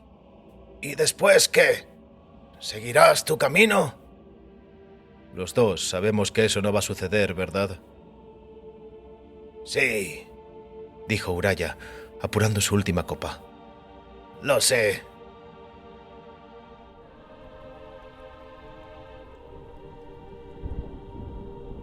Déjame contarte una historia que sucedió hace muchos miles de años, le dijo Revelación. Ambos caminaban a lo largo del transepto norte de la iglesia y llegaron a la escalera en espiral que conducía a la galería superior. Revelación seguía a Uraya, hablando mientras subían. Es una historia de cómo un rebaño de ganado criado genéticamente causó la muerte de más de 900 personas. ¿Las aplastaron en una estampida?, inquirió Uraya. No, era un puñado de criaturas medio muertas de hambre que escaparon de sus corrales en el exterior de Xócer, una antaño gran ciudad de los cónclaves nordafricanos. Llegaron a la parte superior de la escalera y empezaron a andar por la balconada, entre sus confinadas paredes oscuras y frías. El polvo se acumulaba en su suelo de piedra y un puñado de gruesas velas que Uraya no recordaba haber encendido ardían en palmatorias de hierro. Xócer, yo he estado allí, dijo Uraya. Al menos he visto lo que mi guía me dijo que eran sus ruinas. Muy probablemente. En cualquier caso, esos hambrientos animales pasaron a través de un edificio sagrado de uno de los muchos cultos que hacían de Xócer su hogar. Ese culto, que era conocido como los xoceritas, creía que la carne genéticamente criada era una afrenta a su dios, y acusaron a una secta rival conocida como los Upastar del sacrilegio. Los xoceritas se enfurecieron y pegaron y maltrataron a cualquier Upastar que encontraron. Evidentemente, los Upastar se enfurecieron a su vez, y los desórdenes se propagaron por toda la ciudad, dejando tras de sí a casi 1 millar de muertos. ¿Y hay alguna moraleja en la historia?, preguntó Uraya, al ver que Revelación no proseguía. Por supuesto. Cuenta la historia universal y tipifica el comportamiento religioso que se ha repetido una y otra vez desde el inicio de la historia humana. Un ejemplo ligeramente inverosímil, Revelación. Una historia inusual no puede servir como prueba de que creer en lo divino es algo malo. Esas creencias son la base de un orden moral. Dan a la gente la fuerza que necesitan para vivir sus vidas. Sin ninguna guía de arriba, el mundo se sumiría en la anarquía. Tristemente, hace tiempo millones de personas tenían ese mismo punto de vista, Uraya, pero la vieja obviedad no es cierta. El recuerdo de la experiencia humana muestra que allí donde la religión ha sido fuerte, ha provocado crueldad. Las fuertes creencias producen una intensa hostilidad. Únicamente cuando la fe pierde su fuerza puede esperarse que la sociedad se vuelva humana. No creo que eso sea cierto, objetó Uraya, deteniéndose junto a uno de los arcos de la balconada para mirar hacia la nave. El polvo se arremolinaba en el suelo, barrido por los vientos de la tormenta que azotaba la solitaria iglesia. Mis libros sagrados dan instrucciones de cómo vivir una buena vida. Contienen lecciones que la humanidad necesita. ¿Estás seguro?, le preguntó Revelación. He leído tu libro sagrado, y la mayor parte de él habla de sangre y venganza. ¿Vives tu vida siguiendo literalmente sus mandamientos? ¿O consideras a la gente que puebla sus páginas como ejemplos de comportamiento adecuado? En cualquier caso, sospecho que la moral allí expuesta horrorizaría a la mayoría de gente. Uraya negó con la cabeza. Te estás perdiendo lo importante, Revelación. Buena parte de su texto no se supone que deba tomarse literalmente, sino que es simbólico o alegórico. Revelación chasqueó los dedos. Eso es exactamente lo que quería remarcar. Elegís y escogéis los fragmentos de vuestro libro que deben tomarse literalmente y cuáles deben leerse como simbolismo. Y hacer esta elección es una decisión meramente personal, no divina. Créeme, en épocas pasadas un alarmante número de gente siguió sus libros sagrados de forma absolutamente literal, causando innumerables miserias y muertes, porque creían en la verdad de las palabras que leían. La historia de la religión es una historia de horror, Uraya, y si dudas de ello, solo tienes que mirar lo que ha hecho la humanidad en nombre de sus dioses a lo largo de los milenios. Hace miles de años, una sanguinaria teocracia que veneraba a un dios serpiente con plumas surgió en las junglas mayas. Para satisfacer a su maligno dios, sus sacerdotes ahogaban vírgenes en pozos sagrados y arrancaban los corazones a los niños. Ellos creían que este dios serpiente tenía un equivalente terrenal y los constructores de templos enterraban el cuerpo de una doncella con las primeras paladas para pacificar a una criatura inexistente. Uraya se volvió hacia Revelación, horrorizado. No puedes compararme en serio mi religión con este tipo de paganismo bárbaro. No puedo, contraatacó Revelación. En nombre de vuestra religión, un hombre santo inició una guerra bajo el grito de batalla de Deus Vult, que significa Dios lo quiere en uno de los antiguos idiomas de la vieja tierra. Sus guerreros debían destruir enemigos en un reino muy lejano, pero primero atacaron a aquellos en su propia tierra que se oponían a la guerra. Miles fueron arrastrados fuera de sus hogares y golpeados hasta la muerte, o quemados vivos. Después, satisfechos de que su tierra natal estuviera segura, las legiones de celotes saquearon durante su camino de miles de kilómetros hasta la ciudad santa que se suponía debían liberar. Al llegar a ella, mataron a todos sus habitantes para purificar la simbólica ciudad de cualquier mácula. Recuerdo que uno de sus líderes decía que cabalgaba con sangre hasta las rodillas, e incluso hasta las bridas de su caballo, por el justo y maravilloso juicio de su Dios. Eso es historia antigua, dijo Uraya. No se puede juzgar la verdad de eventos tan perdidos en la niebla del tiempo. Si fuera únicamente un solo evento, estaría de acuerdo contigo, replicó Revelación. Pero solo un centenar de años después, más o menos, otro hombre santo declaró la guerra a una secta de su propia iglesia. Sus guerreros asediaron la fortaleza de la secta en la antigua Frank, y cuando la ciudad cayó, los generales preguntaron a su líder cómo podían distinguir a los fieles de los traidores de entre los cautivos. Ese hombre que adoraba a vuestro Dios ordenó a sus guerreros: matadlos a todos. Dios distinguirá a los suyos. Casi 20.000 hombres, mujeres y niños fueron degollados. Y lo peor de todo es que la búsqueda de aquellos que podían haber escapado del asedio llevó al establecimiento de una organización conocida como la Inquisición, una aterradora y monstruosa plaga de histeria que proporcionó a sus agentes total libertad para forzar, quemar, cortar y partir a sus víctimas en demoníacamente dolorosas máquinas que los obligaban a confesar su descreimiento y a identificar a otros transgresores. Posteriormente, cuando la mayoría de sus enemigos fueron cazados y asesinados, la Inquisición cambió su objetivo hacia la brujería y los sacerdotes torturaron a miles de mujeres para que confesaran que realizaban inconfesables actos con demonios. Estas eran quemadas o ahorcadas por sus confesiones, y la histeria prosiguió durante más de 3 siglos en una docena de naciones. Una locura que acabó con pueblos enteros arrasados y centenares de miles de muertos. Estáis eligiendo los ejemplos más extremos del pasado, Revelación, replicó Uraya, luchando por mantener la compostura ante tales historias de asesinatos y derramamientos de sangre. Los tiempos han avanzado y la humanidad ya no trata a sus semejantes de esta forma. Si de verdad te crees eso, es que has estado encerrado en esta ventosa iglesia durante demasiado tiempo, Uraya, dijo Revelación. Tienes que haber oído hablar del cardenal Tang, el etnarca asesino en masa que practicó una primitiva forma de eugenesia. Sus sanguinarios pogromos y campos de la muerte causaron millones de muertos en el bloque indonésico.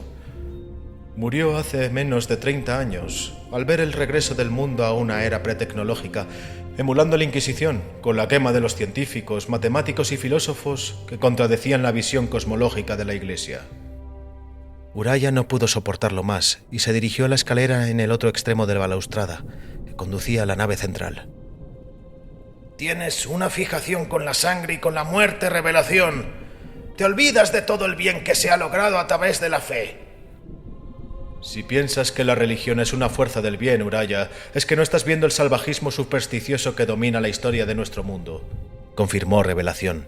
Es cierto que, justo antes del descenso de la vieja noche, la religión perdió gradualmente su poder sobre la vida, pero como el peor tipo de veneno, quedó un residuo, y promovió la división entre la gente del mundo que había resistido. Sin creencias en los dioses, las divisiones hubieran desaparecido con el paso del tiempo. Las nuevas generaciones se adaptan a los nuevos tiempos, se mezclan, se casan entre ellas y olvidan las antiguas heridas. Es solo por la creencia en dioses y en entidades divinas por lo que siguen siendo extraños los unos a los otros, y cualquier cosa que divida a la gente engendra inhumanidad. La religión es un cáncer en el corazón de la humanidad que sirve únicamente a ese odioso propósito. ¡Ya es suficiente!, exclamó Uraya. Ya he oído suficiente. Sí, la gente ha hecho cosas terribles a los demás en nombre de sus dioses, pero también se han hecho cosas terribles los unos a los otros sin el recurso de sus creencias. Una aceptación de los dioses y de una vida después de la muerte es una parte vital de lo que hace que seamos lo que somos. Si le quitas a eso a la humanidad, ¿qué sugieres para reemplazarlo? En mis muchos años como sacerdote he cuidado de muchos moribundos y los beneficios emocionales del poder de la religión para consolarlos y para aquellos que se quedan atrás no debe ser subestimado. Existe un fallo en tu lógica, Uraya, repuso Revelación. El poder de la religión para consolar no le proporciona más credibilidad o validez. Muy bien podría confortar a un moribundo el creer que irá a un maravilloso paraíso de diversión sin fin, pero aunque muera con una maravillosa sonrisa en la cara, eso no tiene ninguna importancia para el gran esquema de las cosas, por lo que se refiere a la verdad del asunto. Tal vez no, pero cuando me llegue la hora, moriré con el nombre de mi Dios en los labios. ¿Tienes miedo a morir, Uraya?, le preguntó Revelación. No. ¿De verdad? De verdad, afirmó Uraya. He cometido mis pecados, pero he pasado mi vida al servicio de mi Dios, y creo que le he servido con lealtad y bien. En ese caso, ¿por qué no le dices a esa gente que se está muriendo y aferrándose a sus creencias que deben agradecer que su vida se acabe? Sin duda sus familiares y amigos deberían estar contentos y celebrar la muerte de sus parientes. Después de todo, si les aguarda el paraíso eterno en el otro lado, ¿por qué no están alegres de gozosa expectación? ¿Podría ser que en el fondo de sus corazones realmente no crean en él? Uraya se alejó de él y empezó a bajar la escalera de la nave. Su rabia y frustración le daban la fuerza necesaria para mantener un paso que excedía los límites de sus piernas. Un viento frío penetró por las puertas exteriores y le trajo el murmullo de voces y el choque de metal contra metal en el exterior. La nave de la iglesia de la Piedra Relámpago era un lugar austero, con paredes de piedra con nichos en los que había estatuas de diversos santos que habían pasado por allí en los miles de años que había perdurado la iglesia. Un oscilante candelabro sin velas colgaba del techo, pero hacía muchos años que Uraya era incapaz de subir la escalera del almacén para reemplazarlas. Abrió la puerta de la iglesia y caminó firmemente por la nave hacia el altar. 4 de las 6 velas que había encendido se habían apagado, y una quinta tembló y se apagó a causa del viento que entró tras él. La solitaria vela que quedaba ardía junto al reloj, y Uraya se dirigió hacia ella mientras escuchaba cómo Revelación entraba en la iglesia detrás de él. Uraya llegó al altar y se arrodilló con cierta dificultad. Inclinó la cabeza ante el altar y juntó las manos. El Señor de la humanidad es la luz y el camino, y todas sus acciones son por el beneficio de la humanidad, que es su pueblo. Así se enseñan las sagradas palabras de nuestro orden, y por encima de todas las cosas, Dios protegerá... Nadie te escucha, dijo Revelación a su espalda. Ya no me importa lo que puedas decirme. Has venido aquí para hacer lo que consideras necesario hacer, y no pienso reforzar tu ego y tu autocomplacencia jugando contigo por más tiempo. Así que acaba de una vez esta charada. Como quieras, respondió Revelación. Se acabaron los juegos. Una luz dorada creció detrás de Uraya y vio cómo su sombra se extendía por la grabada superficie del altar. Las nacaradas manecillas del reloj brillaron bajo aquella luz y su cara de ébano se iluminó. Mientras antes la iglesia era lúgubre y llena de sombras, ahora era un lugar de luz. Uraya se puso en pie y se volvió para ver la maravillosa figura que estaba de pie ante él, enorme y magnificente, vestida con una armadura dorada trabajada con amor y gran habilidad, todas y cada una de sus placas adornada con rayos y águilas. Revelación ya no estaba, y en su lugar había un guerrero gigantesco de exquisito esplendor, un ejemplo de todo lo que era real en la humanidad. La armadura remarcaba su forma más allá de toda medida, y Uraya sintió cómo le resbalaban las lágrimas ante esa impresionante y dolorosamente perfecta cara que ya había visto anteriormente en los campos de batalla de Gaduaré. ¡Vos! Jadeó Uraya, que trastabilló hacia atrás y cayó de espaldas. El dolor le sacudió la cadera y la pelvis, pero apenas lo sintió. ¿Entiendes ahora la futilidad de lo que estás haciendo aquí?, dijo el gigante dorado. Una larga melena oscura envolvía la cara del guerrero, una cara que Uraya podía ver tan solo a través de la lente de los recuerdos.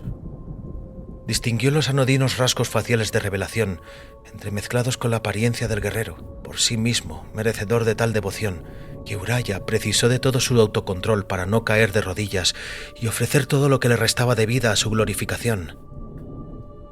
¡Vos! repitió Uraya. El dolor de sus huesos no podía ni compararse con el dolor de su corazón. Vos sois el emperador. Lo soy. Y ha llegado la hora de irse, Uraya, dijo el emperador. Uraya miró a su alrededor, a su ahora iluminada y brillante iglesia. ¿Irse? ¿Ir a dónde? Para mí no hay ningún lugar en ese mundo vuestro sin dioses. Pues claro que lo hay, le replicó el emperador. Abraza la nueva era y forma parte de algo increíble, un mundo y un tiempo en el que estamos a punto de lograr todo lo que siempre habíamos soñado. Uraya asintió quedamente y sintió como una mano firme le tomaba suavemente del brazo y le hacía ponerse una vez más en pie. La fuerza fluía desde la mano del emperador, y Uraya sintió cómo los dolores y dolencias que le habían castigado durante décadas se desvanecían como si no fueran más que malos recuerdos.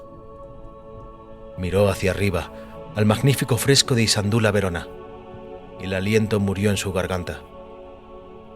Los colores anteriormente apagados por la oscuridad ahora brillaban con vida propia, y el techo parecía explotar de vida y vitalidad mientras la luz del emperador le proporcionaba una fresca animación y vitalidad.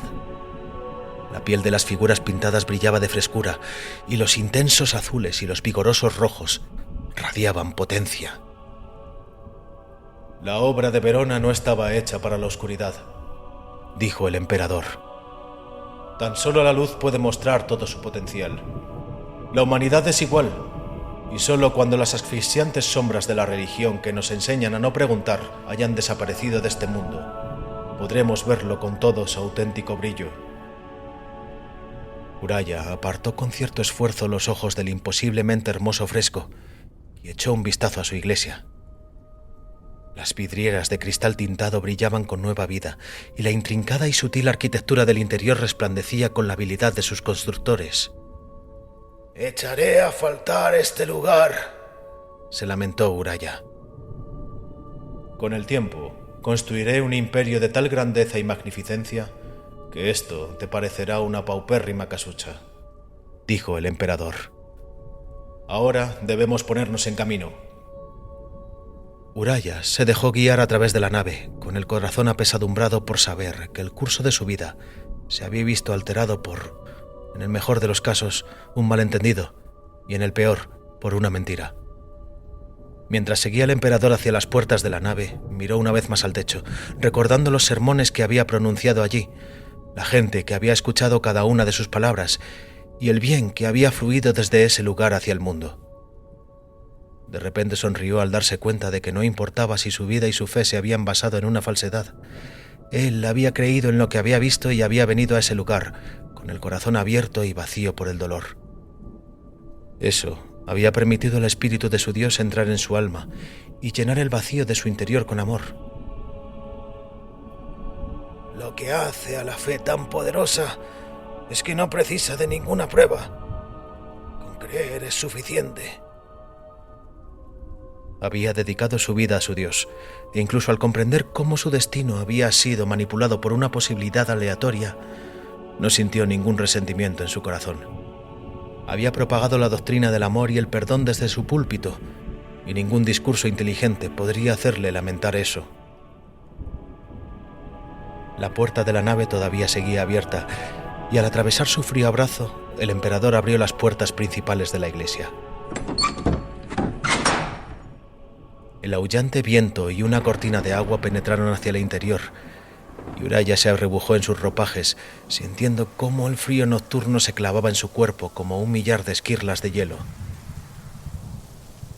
Miró por encima del hombro hacia el altar de su iglesia, viendo cómo la solitaria vela junto al reloj del día final era apagada por la tormenta. Una vez más, su iglesia se vio sumida en la oscuridad, y suspiró al ver cómo esta última luz se extinguía. El viento cerró las puertas interiores y Uraya siguió al emperador hacia la oscuridad. La lluvia lo empapó al instante, y un relámpago iluminó los cielos con su brillo azul actínico. Cientos de guerreros permanecían en pie, formados en ordenadas filas ante la iglesia. Gigantes brutales con poderosas armaduras que no había visto desde el campo de batalla de Gaduaré. Los soldados permanecían inmóviles bajo la lluvia que rebotaba contra sus bruñidas placas de bronce, creando un incesante repiqueteo y haciendo que las plumas escarlata de sus yelmos les cayeran mustiamente sobre los hombros. Uraya pudo apreciar que habían añadido algunos refinamientos. Ahora la armadura era completa y aislaba al guerrero de los elementos por medio de una serie de placas entrelazadas, artísticamente diseñadas. Unas gigantescas mochilas eliminaban el exceso de calor, formando columnas de vapor, como si fuera su respiración. Cada guerrero llevaba una antorcha encendida que chisporroteaba bajo la lluvia.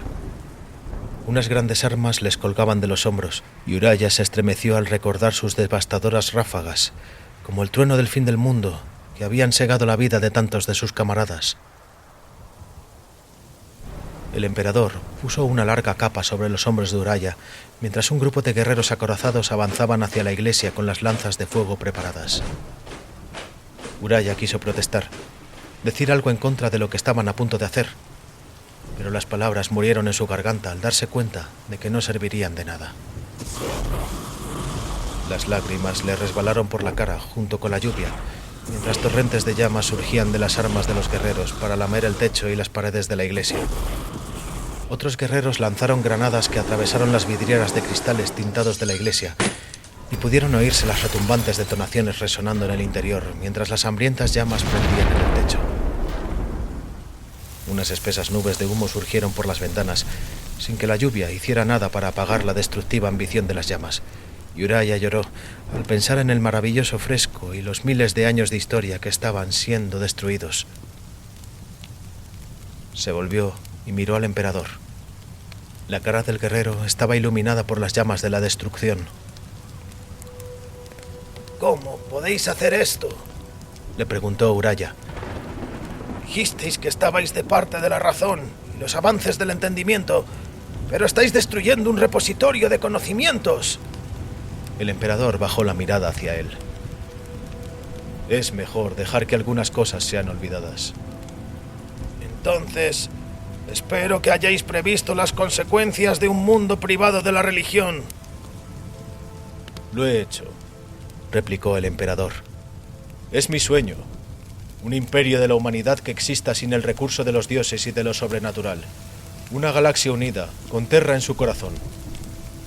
¿Una galaxia unida?, repitió Uraya, apartando la mirada de la iglesia en llamas, al darse cuenta, finalmente, de la escala de las ambiciones del emperador. Así es. Ahora que la unidad se ha logrado en Terra, ha llegado el momento de reclamar el perdido imperio de la humanidad entre las estrellas. Con vos a la cabeza, supongo, dijo Uraya. Por supuesto. Nada a esta escala puede lograrse sin una visión singular en su corazón, y mucho menos reconquistar la galaxia. Sois un demente, le espetó Uraya. Y un arrogante, si creéis que podéis subyugar las estrellas con guerreros como estos. Sin duda son poderosos, pero ni siquiera ellos son capaces de algo así. Tienes razón, asintió el emperador. No voy a conquistar la galaxia con estos hombres, pues no son más que hombres. Ellos son los precursores de los guerreros que estoy construyendo en mis laboratorios genéticos. Guerreros con la fuerza, el poder y la visión para acudir a los campos de batalla de las estrellas y dominarlos. Esos guerreros serán mis generales, y ellos encabezarán mi gran cruzada hasta los confines más remotos de la galaxia. ¿No acabáis de hablarme de las sanguinarias matanzas perpetradas por los cruzados?, dijo Uraya. ¿Eso no implica que no sois mejor que los hombres sagrados de los que me habéis estado hablando? La diferencia es que yo sé que tengo la razón, replicó el emperador. Estáis hablando como un auténtico autócrata. El emperador negó con la cabeza. Me malinterpretas, Uraya. He visto el estrecho camino hacia la supervivencia que se extiende entre la humanidad y su extinción, y ese es el camino que debemos seguir. Uraya volvió a mirar a la iglesia. Las llamas se extendían hacia lo alto, iluminando la oscuridad. El camino que transitáis es muy peligroso, le advirtió Uraya. Negarle algo a la humanidad solo hará que lo desee más todavía. ¿Y si tenéis éxito en esa gran visión que decís tener? ¿Después qué? Tened cuidado, no sea que vuestros súbditos empiecen a veros como un dios. Uraya miró a la cara del emperador mientras hablaba, esta vez escrutando más allá de los encantos y la magnificencia, buscando el corazón de un individuo que había vivido 1 millar de vidas y caminado por la tierra durante mucho más tiempo de lo que se podía imaginar. Vio la implacable ambición y el núcleo de violencia del corazón del emperador. En ese instante, Uraya supo que no quería tener nada que ver con nada de lo que ese hombre pudiera ofrecerle, por muy noble y elevada que su ambición pudiera ser. Espero, en nombre de todo lo que es sagrado, que tengáis razón, continuó Uraya. Pero temo el futuro que estáis forjando para la humanidad. Tan solo deseo lo mejor para mi pueblo, le prometió el emperador. Creo que lo deseáis, pero yo no formaré parte de ello, dijo Uraya, tirando la capa del emperador y caminando de vuelta hacia su iglesia con la cabeza bien alta. La lluvia lo estaba empapando, pero la recibió como si fuera bautismal. Sintió cómo se le aproximaban unos pasos, pero oyó como el emperador lo impedía. No, dejadlo ir. Las puertas exteriores de la iglesia seguían abiertas, y Uraya entró en la nave central y sintió el calor de las llamas mientras éstas lo envolvían. Las estatuas estaban en llamas, y las puertas de la nave interior habían sido arrancadas de sus bisagras por la detonación de las granadas. Uraya avanzó hacia el ardiente calor de la iglesia y vio cómo un muro de llamas devoraba los bancos y las colgaduras de seda con hambre insaciable. El humo llenaba el aire, y el fresco del techo estaba casi oscurecido por su turbia negrura. Miró la cara del reloj en el altar y sonrió cuando las llamas se cerraron a su alrededor.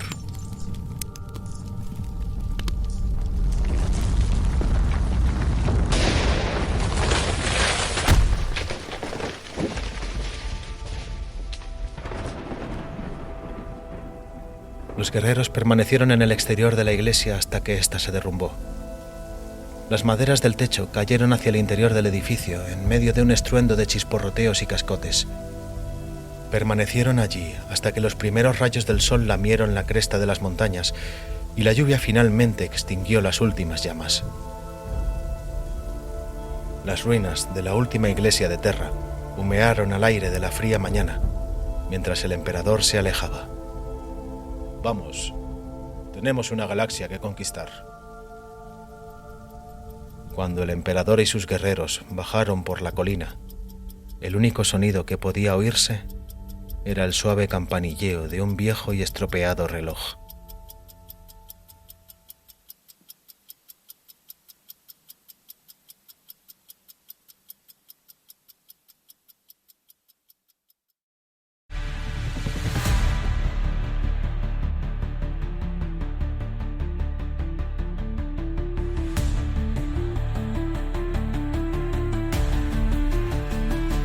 La historia que has escuchado ya forma parte de ti.